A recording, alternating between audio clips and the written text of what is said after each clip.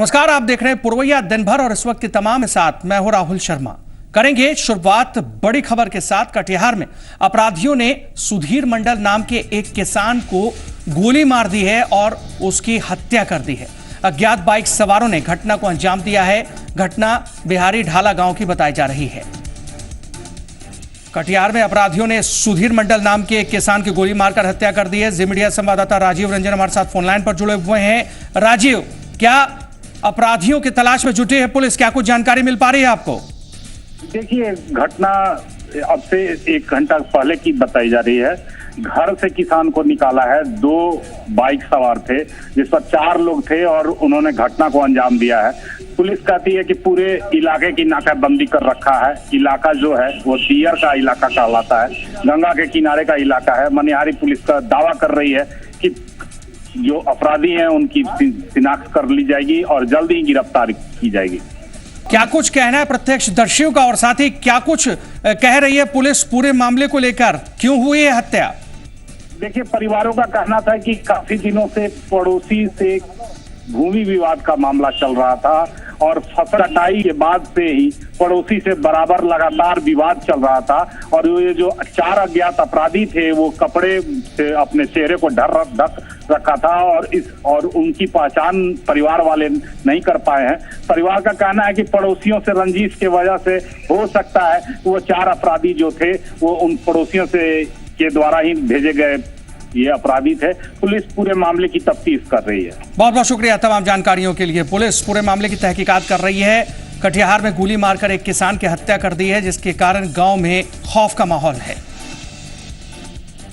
Party के खिलाफ काम करने को लेकर बिहार विधान परिषद के सदस्य महाचंद्र प्रसाद सिंह की सदस्यता समाप्त कर दी गई है। इस बाबत परिषद में महाचंद्र सिंह की तरफ से भी पक्ष रखा जा रहा था, लेकिन परिषद ने पार्टी के खिलाफ जाने के विरोध में कार्यवाही करते हुए उनकी सदस्यता खत्म कर दी। वहीं महाचंद्र सिंह ने इसे तुगलकी फरमान बताते हुए उच्च न्यायालय और जनता की अदालत में जाने की बात कही है।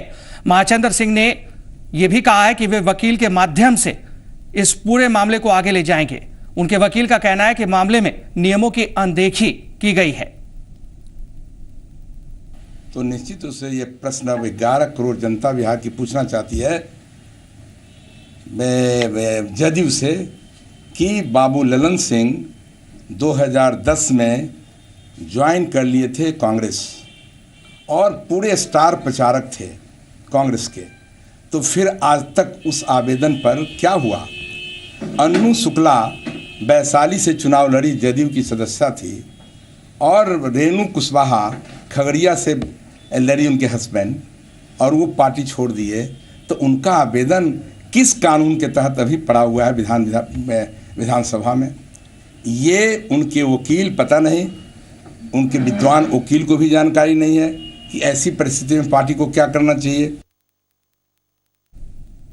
से प्रोसीडिंग कंडक्ट किया माननीय सभापति महोदय ने। मैं बहुत नहीं कहना चाहता उनके बारे में, लेकिन इतना मैं ज़रूर कहूँगा कि अगर वो संवैधानिक कुर्सी को संभाल रहे हैं, संवैधानिक पद पे आसीन हैं, तो उनको संवैधानिक प्रावधानों का भी ज्ञान होना चाहिए और उनके लिए महत्वपूर्ण संविधान है, महत्वपूर्ण कोई दल नहीं है। और जहाँ तक संविधान का सवाल है, मैं यह बताना चाहूँगा कि आज तक शायद संविधान के इतिहास में यह पहली घटना होगी जब मौखिक आदेश से किसी की सदस्यता समाप्त कर दी गई हो, वो भी बिना किसी प्रक्रिया का अनुपालन किए हुए। अगले कुछ दिनों में जेडीयू अपना सिंबल बदल सकता है। दरअसल जनता दल यूनाइटेड के अंदर इस बात की चर्चा हो रही है कि पार्टी का सिंबल तीर बदल दिया जाए। हालांकि सूत्रों के हवाले से ऐसी जानकारी मिल रही है, लेकिन माना जा रहा है कि इस चुनाव में सिंबल के कंफ्यूजन की वजह से कुछ जेडीयू उम्मीदवार चुनाव हार गए। दरअसल जेडीयू का सिंबल तीर कुछ और दलों के सिंबल से मिलता जुलता है और अब पार्टी मान रही है कि इस वजह से बिहार विधानसभा चुनाव के दौरान मतदाता भी भ्रम में पड़ गए। देखिए, जब चुनाव होता है हम लोग का, तो उस समय तीर के कारण हमको बहुत लॉस होता है जेडीयू को। आप पिछले बार लोकसभा चुनाव में देखिएगा, तीर धनुष ने काट लिया। दूसरा, इस विधानसभा में देखिए कि लखीसराय में 12,000 वोट काट लिया। सिंबल के कारण हम लोग को बहुत लॉस हुआ। हमको इस विधानसभा चुनाव में 1 दर्जन सीट जो है हम लोग लूज किए हैं। ये तीर के कारण। ये दूसरा पार्टी जो है तीर धनुष ले आता है और हम लोग उसमें मार खा जाते हैं। अगली खबर दक्षिण भारत से है। चेन्नई में भारी बारिश से मरने वाले लोगों के प्रति सीएम नीतीश कुमार ने संवेदना जाहिर की है और हर मुमकिन मदद करने की बात कही है, जबकि डिप्टी सीएम तेजस्वी यादव ने अपना पहला वेतन पीड़ितों को देने का ऐलान कर दिया है। देखिए, तो बहुत ही दुर्भाग्यपूर्ण है कि जहां बहुत कम वर्षा होती थी वहां इतनी ज़्यादा वर्षा हो रही है। हम लोग सभी कंसर्न है इस बात को लेकर, और मुझको लग रहा है कि जो एक आम तौर पर जलवायु में परिवर्तन हो रहा है उसी का ये परिणाम होगा, और ये गंभीर विषय है। जिन इलाकों में वर्षा कम होती थी वहाँ बेइंतहा वर्षा हो रही है। यह एक आपदा है जो तमिलनाडु के लोग इसका सामना कर रहे हैं। हम लोगों की पूरी भावना उनके साथ जुड़ी हुई है, और मैं समझता हूं कि वहां की सरकार भी हर संभव प्रयास कर रही है और केंद्र की तरफ से भी उन्हें सहयोग मिलेगा और ऐसी परिस्थिति से निपटने में वो कामयाब। चेन्नई में जो आपदा आई है तमिलनाडु में, उससे हम लोग बेहद दुखी हैं, और आज मुख्यमंत्री जी का भी ट्वीट आया और उन्होंने भी अपने तरफ से अपनी योगदान देने की बात कही है। और ख़ास तौर पे एक देशवासी होने के नाते और एक मानवता के आधार पर हमने ये फैसला लिया है कि जो भी डिप्टी चीफ मिनिस्टर का जो हमारी जो पहली जो सैलरी आएगी उसको हम। तबाही मची हुई है। राजधानी चेन्नई में हालात इस कदर बिगड़ गए हैं कि आर्मी, नेवी, एयरफोर्स और एनडीआरएफ को मोर्चा संभालना पड़ रहा है। कई ट्रेनें भी कैंसिल कर दी गई हैं। चेन्नई में बारिश ने पिछले 100 साल का रिकॉर्ड तोड़ दिया है। एनडीआरएफ की 10 टीमें राहत और बचाव कार्यों में जुटी हैं। एयरफोर्स के भी 2 हेलीकॉप्टर रिलीफ ऑपरेशन में जुटे हुए हैं। स्कूल कॉलेज अभी और 10 दिन बंद रहेंगे। पीएम मोदी ने सीएम जयललिता से 2 बार फोन पर बात कर उन्हें पूरी मदद का भरोसा दिलाया है। आप तस्वीरों में देख सकते हैं किस तरह से तबाही मची हुई है। तमिलनाडु में भीषण बारिश हुई। इस बार 100 रेल मार्ग हर जगह पूरी तरह से यातायात व्यवस्था ठप पड़ती नजर आ रही है, जिसके कारण चेन्नई शहर मानो थमता दिख रहा है। बढ़ेंगे आगे। जेडीयू के विधायक विजय कुमार चौधरी को सर्वसम्मति से बिहार विधानसभा का स्पीकर चुन लिया गया है। 78 साल के बिहार विधानसभा के इतिहास में विजय कुमार चौधरी 15वें स्पीकर बने हैं। स्पीकर चुने जाने के बाद सीएम नीतीश कुमार और विपक्ष के नेता प्रेम कुमार उन्हें स्पीकर के आसन तक ले गए। सीएम ने स्पीकर चुने। राज्य के डिप्टी सीएम और आरजेडी विधायक दल के नेता तेजस्वी यादव ने भी स्पीकर को बधाई दी और अपने दल के भरपूर सहयोग का भरोसा जताया। वहीं विधानसभा में प्रतिपक्ष के नेता डॉक्टर प्रेम कुमार ने भी विजय कुमार चौधरी को बधाई दी और विश्वास जताया कि उनके अनुभव का लाभ पूरे सदन को मिलेगा। विधानसभा में कांग्रेस विधायक दल के नेता सदानंद सिंह ने भी स्पीकर चुने जाने पर विजय कुमार को बधाई दी है। मैं सत्ता पक्ष की तरफ से और अपनी तरफ से आपको आश्वस्त करता हूं कि आपको सदन के संचालन में भरपूर सहयोग प्राप्त होगा, और मुझे पूरी उम्मीद है कि आप अपने कार्यकाल के दौरान संसदीय लोकतंत्र में कुछ नए और बेहतरीन अध्याय जोड़ने में कामयाब होंगे। मेरी पूरी शुभकामना है, मेरा पूरा समर्थन है। राष्ट्रीय जनता दल के तरफ से, विधायक दल के तरफ से आपको बधाई देते हैं और शुभकामनाएं देते हैं। और आप जानते हैं कि इस बार विधानसभा में तकरीबन काफ़ी नौजवान और पहली बार चुनाव जीत करके लोग आए हैं, और आपका जो लंबे समय से जो अनुभव रहा एक पार्टी में और विधायक के तौर पर, मंत्री के तौर पर, हमको पूरा विश्वास है कि आपके अनुभव का लाभ उन नौजवानों को भी मिलेगा और आप उनको दिशा भी दिखाने का काम करेंगे। उच्च परंपराओं को ध्यान में रखते हुए 16वीं विधानसभा में आपको सर्वसम्मति से सदन ने अध्यक्ष के पद पर निर्वाचित होने का अवसर दिया है। इस अवसर पर मैं अपनी ओर से और भाजपा विधायक दल की ओर से आपको बधाई देता हूं। बिहार विधानसभा के सर्वसम्मत अध्यक्ष चुने जाने पर मैं अपनी ओर से और भारतीय राष्ट्रीय कांग्रेस विधायक दल की ओर से आपको बधाई देता हूं, बहुत बहुत बधाई देता हूं। इधर विधान परिषद में नेता प्रतिपक्ष सुशील मोदी ने कहा है कि सर्वसम्मति से विधानसभा के अध्यक्ष का चुना जाना अच्छी परंपरा है। उन्होंने नए अध्यक्ष को बधाई और शुभकामनाएं दी हैं। सुशील मोदी ने उम्मीद जाहिर की है कि नए स्पीकर निष्पक्ष होकर सदन का संचालन करेंगे। और मैंने उनको विधायक के नाते भी देखा है, मंत्री के नाते भी देखा है। और जब एनडीए की सरकार थी तो विजय चौधरी जी बीजेपी के लोगों के साथ एक संपर्क का भी काम करते थे। तो एक बहुत समझदार परिपक्व राजनीतिज्ञ हैं और मुझे पूरा विश्वास है कि जिस तरह से आज बिहार विधानसभा में सत्ता पक्ष और विपक्ष दोनों ने मिलकर उस स्वस्थ लोकतांत्रिक परंपरा का निर्वाह करते हुए सर्वसम्मति से उनका निर्वाचन किया है, वो अध्यक्ष के पद पर विराजमान हुए हैं और वह अध्यक्ष की गरिमा को ध्यान में रखते हुए और एक निष्पक्ष तरीके से सदन को चलाने का काम करेंगे। झारखंड से जुड़ी सियासी खबरों की तरफ 14 दिसंबर को 1 साल के अंतराल पर दूसरी बार लोहरदगा विधानसभा का उपचुनाव होगा। इस चुनाव पर सबकी नजरें टिकी हैं क्योंकि बिहार विधानसभा चुनाव के बाद लोहरदगा में एनडीए और यूपीए आमने सामने हैं। इस चुनाव को झारखंड में सियासत करने वाली पार्टियों के लिटमस टेस्ट के तौर पर देखा जा रहा है। हालांकि सभी पार्टियां अपनी अपनी जीत का दावा कर रही हैं, लेकिन सबसे बड़ा सवाल है, क्या लोहरदगा के मुद्दों का समाधान होगा? कौन जीतेगा लोहरदगा की लड़ाई? किसके वादों पर जनता करेगी यकीन? किसमें है मुद्दों को सुलझाने का मादा? लोहरदगा उपचुनाव में ये कुछ अहम सवाल हैं। 1 साल के अंतराल पर दूसरी बार हो रहे चुनाव में सत्ता पक्ष से लेकर विपक्ष की प्रतिष्ठा यहां दांव पर लगी हुई है। यही कारण है कि सभी पार्टियां मजबूती से यहां चुनाव लड़ रही हैं। हालांकि सियासी पार्टियों की प्रतिष्ठा की लड़ाई में लोहरदगा के मुद्दे कहीं पीछे छूट गए हैं। लोहरदगा विधानसभा क्षेत्र में आज भी समस्याओं की लंबी सूची है। यहाँ बेरोजगारों की फौज है। बॉक्साइट के भंडार के बावजूद यहाँ एक भी उद्योग नहीं है। सिंचाई की सुविधा नहीं है। बिहार सरकार के कार्यकाल में बनाए गए नंदनी डैम के नहर ध्वस्त हो चुके हैं। नक्सलियों के खौफ से व्यवसायी पलायन कर रहे हैं।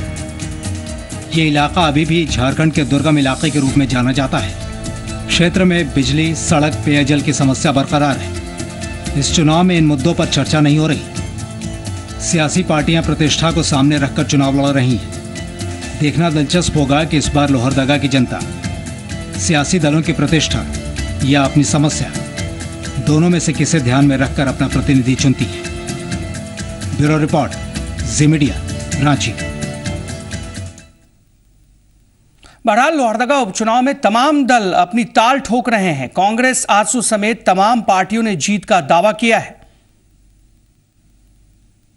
ये तो अब तय है कि हमें पुराना साथी रहा झारखंड मुक्ति मोर्चा, आरजेडी का पेपर में अखबार में आ ही चुका है कि हम लोग कांग्रेस को समर्थन देंगे ही। और जहाँ तक है कि झारखंड मुक्ति मोर्चा वहाँ कैंडिडेट नहीं दिया है और वहाँ के लोग मान रहे हैं कि ये जो कैंडिडेट नहीं दिए तो निश्चित तौर पर कांग्रेस के गठबंधन को ही समर्थन देने के लिए झारखंड मुक्ति मोर्चा ने ऐसा किया है। इसलिए मुझे नहीं लगता है कि मैं झारखंड मुक्ति मोर्चा आज नहीं तो कल जरूर ऐलान करेंगे कि हम कांग्रेस के साथ हैं और अभी जो है हवा जो है कांग्रेस के पक्ष में है। आज वहाँ की जनता को विश्वास है कि जिस तरह से पिछले 2 बार के चुनावों में जीत हासिल करने के बाद हम लोगों ने वहाँ विकास की प्रक्रिया शुरू की है। कई बुनियादी सवालों के ऊपर काम हुए हैं। आने वाले दिनों में उन पर हम और भी अच्छे तरीके से काम करेंगे। जो छूटे हुए सवाल हैं उनको सामने लाने का हम काम करेंगे। ये वहाँ के वोटर भी जानते हैं, वहाँ की जनता जानती है, वहाँ के पार्टी से जुड़े हुए हमारे साथी जानते हैं। प्रत्येक बुधवार की तरह इस बार भी झारखंड में जनता दरबार का आयोजन किया गया। आज एक बेटी ने अपने पिता के हक की आवाज उठाई और सिस्टम पर गंभीर सवाल खड़े किए। दरअसल झारखंड के कर्रा प्रखंड में चौकीदार के रूप में काम करने वाले शिवशंकर राम को पिछले 6 महीने से वेतन नहीं मिला है, जिसकी वजह से शिवशंकर राम की बेटी पुष्पा का एडमिशन रांची के मारवाड़ी कॉलेज में नहीं हो पाया और मजबूरन उसे इग्नू से पढ़ाई करनी पड़ी। साथ ही भाई का एडमिशन भी रुका हुआ है। ऐसे में पुष्पा ने जनता दरबार में ग्रामीण विकास मंत्री नीलकंठ सिंह मुंडा के सामने सिस्टम की लापरवाही पर सवाल उठाया। मामला जानने के बाद मंत्री ने कहा है कि उन्होंने संबंधित अधिकारियों को इस बाबत निर्देश दे दिए कि जल्द ही इन्हें इंसाफ मिले। मैं मंत्री जी को ये बोली कि 6 महीने पापा का वेतन रुका हुआ। पापा मेरे ग्रामीण पुलिस हैं कर्रा थाना में। उनका कभी रेगुलर मतलब कंटिन्यू हर महीना कभी पैसा नहीं आता है। ना उन लोग को कोई फैसिलिटी है, ना मेडिकल सुविधा है, ना कोई ड्रेस का सुविधा है, ना जूता मिल रहा है, कुछ भी नहीं। 2000 जब से झारखंड अलग हुआ तब से उन लोग को कोई फैसिलिटी नहीं है। पहले तो जब झारखंड अलग नहीं, उन लोग को हर एक विंटर सीजन में उन लोग को कंबल मिलती थी। अब तो कुछ भी नहीं, बिल्कुल भी नहीं, कि ये लगते भी नहीं है कि ये ग्रामीण पुलिस भी हैं।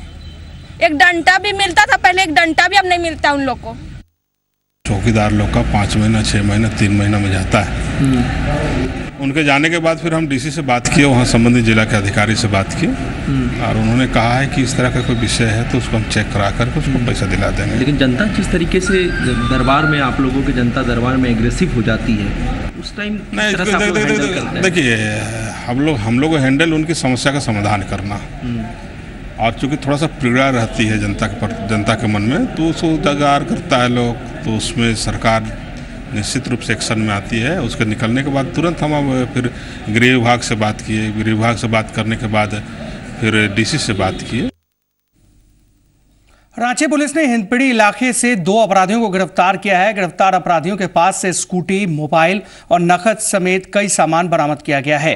पुलिस के मुताबिक इन आरोपियों की निशानदेही पर और बदमाशों को गिरफ्त में लिया जा सकता है।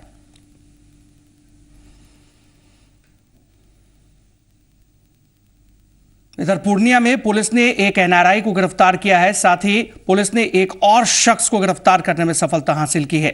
यूके के रहने वाले संदीप विनय और मुंबई निवासी विपिन कुमार को पुलिस ने अपहरण और हत्या के आरोप में गिरफ्त में लिया है।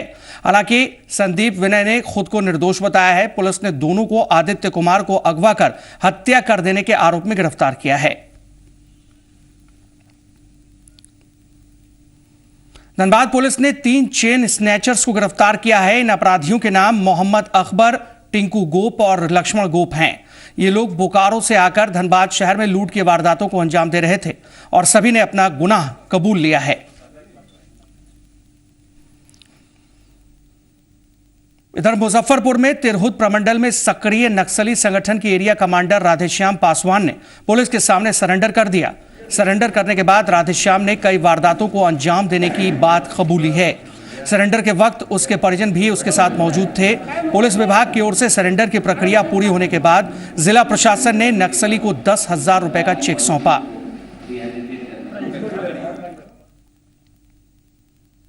पूर्णिया के गुलाब बाग में बदमाशों ने 30 लाख रुपए लूट लिए। घटना मंगलवार रात की है। हथियारों से लैस बदमाशों ने एक चावल व्यापारी को निशाना बनाया। व्यापारी के गोदाम पर धावा बोलकर बदमाशों ने पहले व्यापारी को बंधक बनाया और फिर लॉकर में रखे नकद को लूट लिया। इस मामले में पुलिस ने जल्द ही आरोपियों को पकड़ने का दावा किया है। अपराध पर लगाम लगाने के लिए चतरा पुलिस ने कवायद शुरू कर दी है। जिले के सभी प्रमुख जगहों पर सीसीटीवी लगाने की दिशा में कारगर कदम उठाए जा रहे हैं। पुलिस अधीक्षक के मुताबिक इसके लिए बाकायदा एक कंट्रोल रूम बनाया गया है। पुलिस का मानना है कि इससे अपराधियों को अपराध करने से पहले 100 बार सोचना पड़ेगा।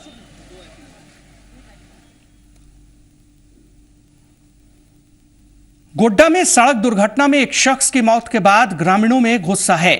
गुस्साए ग्रामीणों ने विरोध में चक्का जाम किया। ग्रामीणों की नाराजगी शांत करने के लिए मौके पर पुलिस की टीम पहुंची, लेकिन पुलिस की टीम पर ग्रामीणों ने पथराव कर दिया, जिसके बाद पुलिस को हल्का बल प्रयोग करना पड़ा। बता दें कि बसडीहा गांव में ट्रैक्टर की चपेट में आ जाने से एक शख्स की मौत हो गई थी।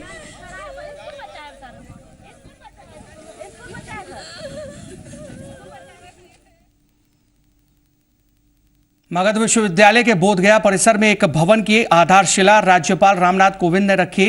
इस मौके पर यूनिवर्सिटी के कुलपति डॉक्टर इश्तियाक और कई बड़े अधिकारी मौजूद थे। इस भवन को बनाने में 10 करोड़ की लागत आएगी। भवन अत्याधुनिक सुविधाओं से लैस होगा।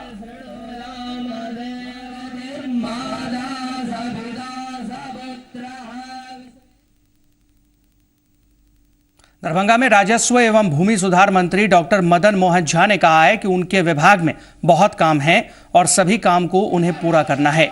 उन्होंने कहा कि समाज के सभी तबके को सरकार की ओर से जमीन दी जाएगी। बता दें कि दरभंगा में मंत्री मदन मोहन झा का उनके समर्थकों ने जबरदस्त स्वागत किया।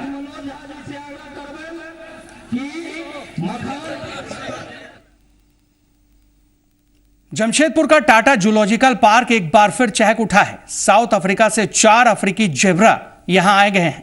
सभी की उम्र 1 वर्ष है। इनमें 2 नर और 2 मादा शामिल हैं। पार्क के वेटनरी कॉलेज के डॉक्टर के मुताबिक 30 दिनों की निगरानी और शारीरिक जांच के बाद इन्हें एक विशेष बाड़े में रखा गया है और सीसीटीवी कैमरों से इन पर नजर रखी जा रही है ताकि इनके खान पान और दैनिक दिनचर्या का पता लगाया जा सके। अफ्रीकन जेब्रा के आ जाने से पशु प्रेमी भी बेहद खुश नजर आ रहे हैं।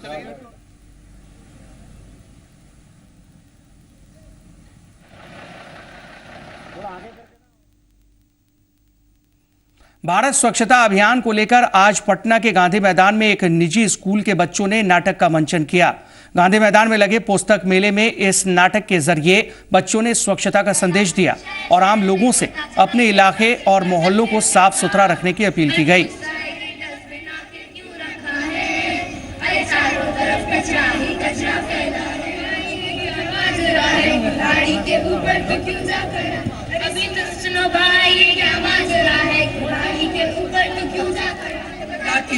अच्छी आदत सिखाती